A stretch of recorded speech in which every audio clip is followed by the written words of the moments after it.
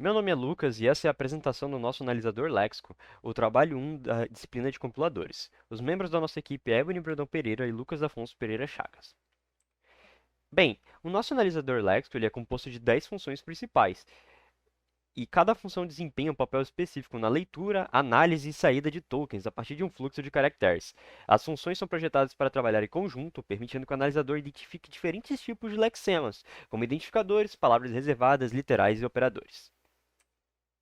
Nossa primeira função é o próximo char. Ela é importante, pois ela é fundamental para o fluxo do analisador léxico, pois fornece um mecanismo básico de leitura de caracteres, permitindo que o analisador avance através do código um caractere de cada vez para realizar a análise.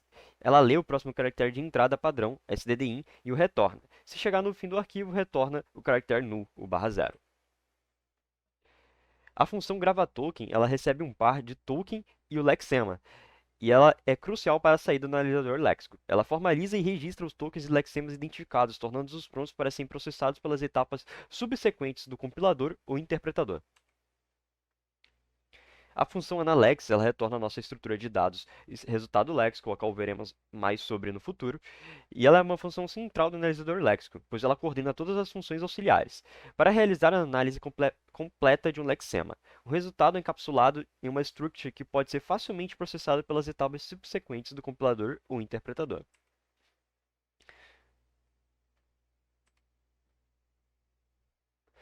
Já nossa função id ou pres recebe um ponteiro para uma struct de resultado léxico e ela é vital para a categorização dos lexemas, distingue entre identificadores e palavras reservadas, permitindo que o analisador léxico atribua o token certo.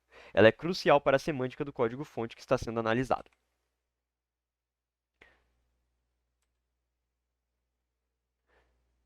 A função trata_esp ou comp recebe também o ponteiro para uma struct de resultado léxico, e ela lida com a identificação dos operadores compostos, como menor igual, maior igual, igual igual e etc. Ela é especializada em identificar operadores compostos, que requerem dois caracteres para serem representados. A função literal decimal ou real, ela também recebe um ponteiro para o resultado léxico e ela determina se o lexema em questão é literal decimal litint ou literal real lit real. Ela faz isso lendo caracteres adicionais de entrada e atualizando o corpo token do struct resultado léxico de acordo. A função literal char também recebe um resultado léxico e lida com a identificação dos literais de caractere. Ela lê dois caracteres adicionais de entrada e verifica se o segundo caractere é uma aspa simples. Se for, o lexema é considerado um literal de caractere válido, um lit char. Caso contrário, ela roda um erro, retornando um token underline erro. A função literal string, ela lida com a identificação de literais de string. Ela lê caracteres de entrada até encontrar um caractere de aspas duplas, que não seja precedido por uma barra invertida e também um contrabarra N, uma contrabarra, contrabarra aspas duplas e contrabarra contrabarra para a barra invertida. A função de erro ela simplesmente imprime a mensagem erro na saída padrão, que é o stdout, e encerra o programa com o código de saída 1. Essa função serve como mecanismo de tratamento de erros para o analisador léxico. E quando o erro léxico é detectado em qualquer etapa da análise, essa função é chamada para sinalizar o erro e encerrar o programa. A função main é o ponto de entrada do programa e gerencia o fluxo geral do analisador léxico. Ela inicializa a entrada com stdin e saída com stdout, e então entra um loop que continua enquanto a função isRun retorna verdadeiro. Dentro do loop, ela chama a função analyx para realizar a análise lexa e grava token para registrar o token e o lexema identificados. Se um erro é detectado, token error, a função erro é chamada. Bem, visto a base básica do nosso código, a gente pode partir para a parte de compilação e execução do mesmo. Para ser feita a compilação do nosso projeto, é necessário que nós tenhamos tanto o arquivo principal main.c quanto o arquivo tokens.h na mesma pasta. Simplesmente ao rodar o gcc no main.c e o nome do arquivo de saída como analisador, por exemplo, a gente já compila sem nenhum erro e a gente consegue facilmente utilizar o nosso analisador léxico. Aqui já na parte de execução, a gente pode simplesmente rodar o nosso analisador léxico e a gente pode fazer coisas normais que a gente faria em uma linguagem de alto nível. Por exemplo, vamos utilizar o char e o operador de igual para atribuir um valor a uma variável. A gente pode dizer que char x é igual a c. E aqui nós temos o resultado, né?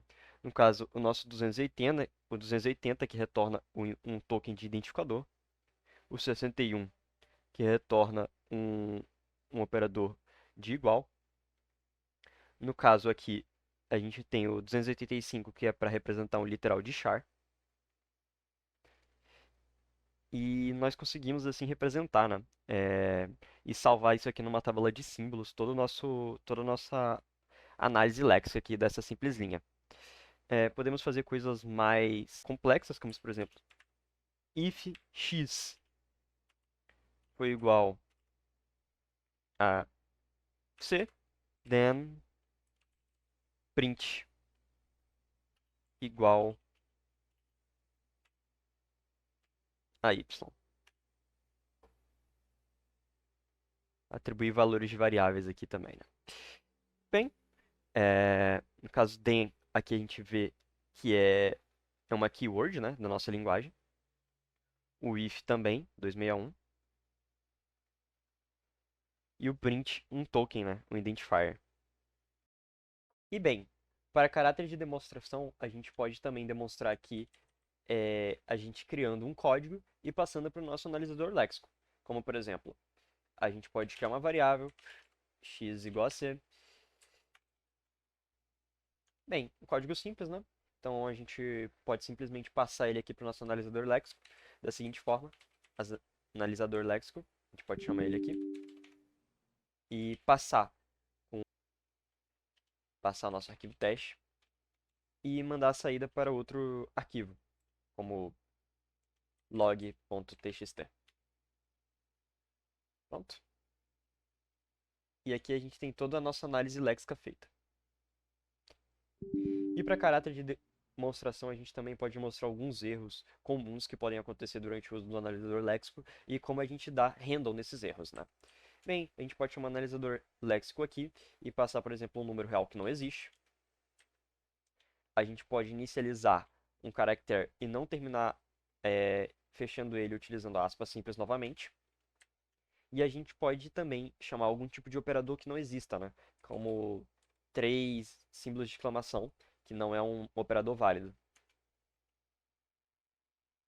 Muito obrigado, esse foi o nosso trabalho. E em caso de dúvidas, você pode procurar por Lucas Afonso Pereira Chagas em lucas.chagas@icomp.fam.edu.br e Ebony Brandão Pereira, ebp@icomp.fam.edu.br.